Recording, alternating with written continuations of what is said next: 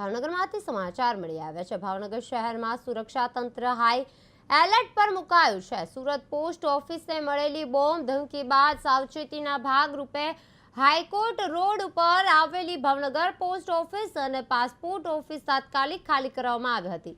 ભાવનગર શહેર પોલીસ સાથે bomb squad અને ડોગ સ્ક્વોડ અને અન્ય સુરક્ષા એજન્સીઓ અને સમગ્ર વિસ્તાર કોર્ડન કરી અને સઘન તપાસ હાથ ધરી હતી। કલાકો સુધી ચાલેલી ચેકિંગ બાદ કોઈ શંકાસ્પદ વસ્તુ મળી ન આવતા તંત્રએ રાહતનો શ્વાસ લીધો છે અને વધુ તપાસ ચાલુ રાખવામાં આવી રહી છે। ભાવનગર પોસ્ટ ઓફિસ ખાલી કરાય છે। સુરત બાદ સાવચેતીના પગલાં બોમ્બ સ્ક્વોડ અને ડોગ સ્ક્વોડ તૈનાત રહી છે। ત્યારબાદ હાઈકોર્ટ રોડ પર વિસ્તાર પર કોર્ડન તપાસમાં કઈ શંકાસ્પદ વસ્તુ છે તે મળી નથી।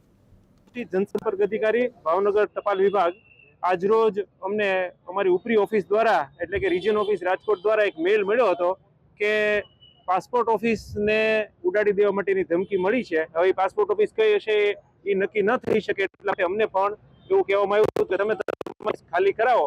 એટલે અહીંયા જે સામેની ઓફિસ છે ઓફિસમાં નીચે પાસપોર્ટ કાર્યરત છે ત્યાં અને હેડ પોસ્ટ ઓફિસમાંથી તમામ લોકોને સુરક્ષિત રીતે બહાર કાઢવામાં આવ્યા છે।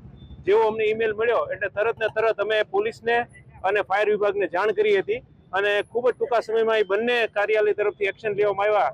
ડોગ સ્ક્વોડ અને બોમ્બ ડિસ્પોઝલ સ્ક્વોડ અને ફાયરવાળા તમામ લોકો આવી ગયા હતા।